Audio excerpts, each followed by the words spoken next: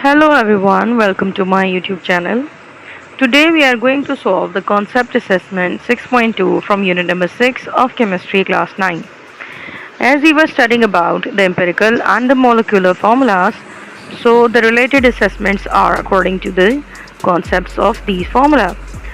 Now aspirin is used as a mild painkiller and it shows the total number of atoms given in the formula, which contains 9 atoms, 8 hydrogen atom and 4 oxygen atoms. So the molecular formula will just be the number of these atoms like C9, H8 and O4. Now the empirical formula, because it is the simplest ratio of these numbers, as you know, these three numbers can't be divided altogether by any number, so the empirical formula will be same, C9, H8, O4. Now the second question, vinegar, which is by composition 5% of the acetic acid.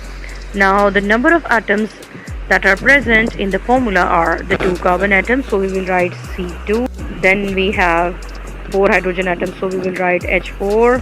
Then we have 2 oxygen atoms, so we will write O2. Now for the empirical formula, we have to convert this into the simplest ratio. So we are going to divide these two numbers, 2, 4 and 2 with 2. So the simplest will become C1, so we will write C, H4 will become H2 and O2 will become O1. So the formula will become CH2O. So this is our question number 2.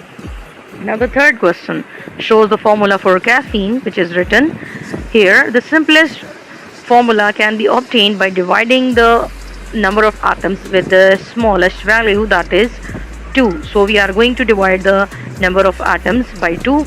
So C8 will become C4, H10 will become H5, N4 will become N2 and O2 by dividing it with 2 will change into O1, so we'll simply write O.